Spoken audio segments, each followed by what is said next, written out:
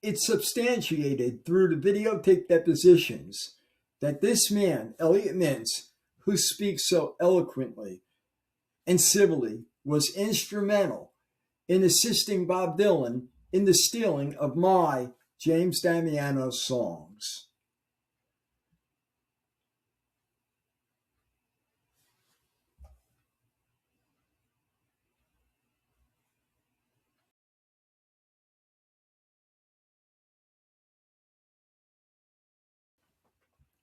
It's pretty obvious that Mr. Mintz thought it was proper and correct to steal whatever he wanted to steal, and that he thought he was privileged.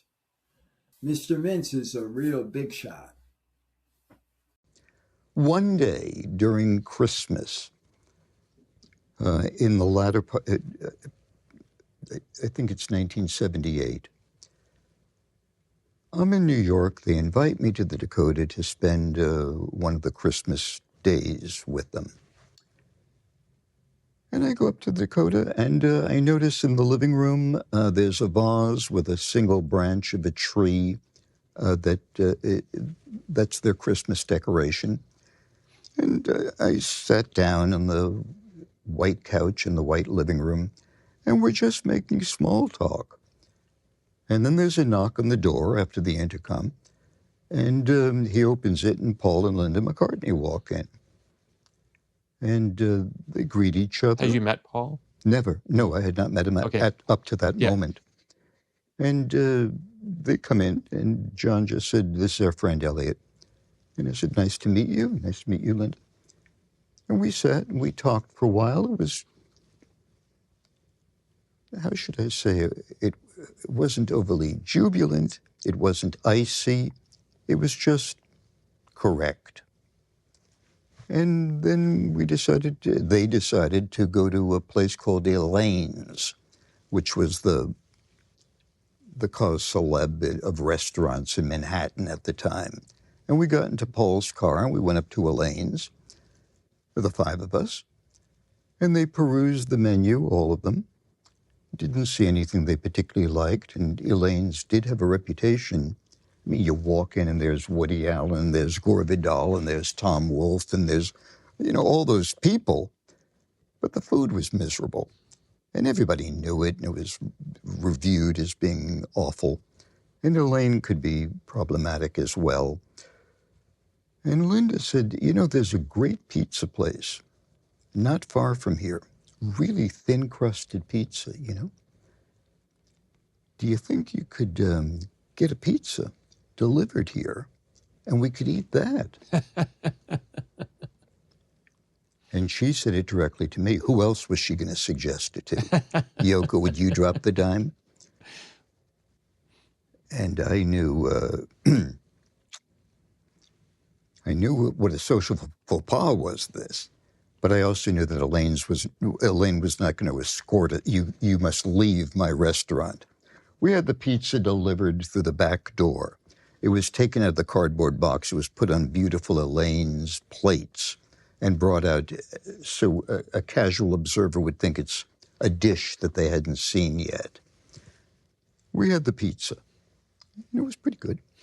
And then we took a car back to the Dakota. And then we went back into the white room. The sun was setting. And Linda and Yoko kind of went off on their own. Yoko always loved Linda McCartney. They got along great. And John and Paul kind of wandered over to this very, very tall window that looked down upon the west side of Manhattan. And the lights were coming on. You saw some of the Christmas decorations, etc. And me, the fifth wheel, was sitting on the couch, looking at the white carpeting and the branch in the vase. And I could pick up bits and pieces of conversation. Now, I've explained many times when people say, how can you report exact conversations you had with John and Yoko in your book and go on for paragraphs and paragraphs when you never had a diary, you never kept a journal, and obviously I never tape recorded them except when we were on the radio. I have an answer for all that, but in this case, because I could barely hear, they were far away, I can only catch spasms. And it was small talk, nothing of substance. And I do remember Paul asking John, "So you're making any music these days?" And John replying to Sir Paul, "No, my time is with me baby. That's what I do all the time. I don't make any music. What about you?" And Paul said, "I'm always making music. I make music every day in my life. I can't stop making music." And I thought to myself as I sat on the couch, what would have happened if John bit the bait and said, "I got a couple of guitars in the other room. Yeah. Why don't I bring them out, just for the hell of it?" And the two of them could have sat in the living room and maybe changed the face of contemporary music. Yeah. One more time.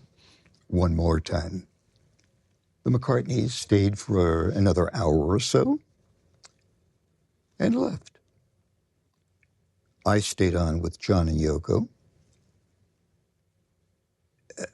And again, wondering why they had me there. So I asked them. And they said, "No big deal. You were coming in for Christmas, and they were around, so why, didn't you like them?" And they said, "No, they seem like very, very nice people. How did that feel for you?" He said, "What do you mean, how did it feel to me?" And I said, "Was there any tension?" He said, it was dismissive. He said, "You were with us all afternoon. Well, I mean, the two of them have known each other since they were 9 years old, practically." Yeah. So that, I've mentioned this story to a couple of the real Beatle historian people who believe that that was the last time that they were together. I can't attest to that. And it's my point of view. Sir Paul has not discussed that visit at all.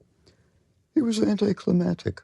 And I've run into Sir Paul on a few other occasions since. We both eat at a little restaurant out of the way, and we were just seated. I was with a date, and he was with his new wife.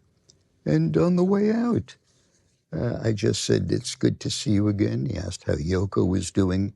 Always very civil and polite, and went to one of his concerts, and he greeted me after the concert, and we were going to do an interview, but we didn't.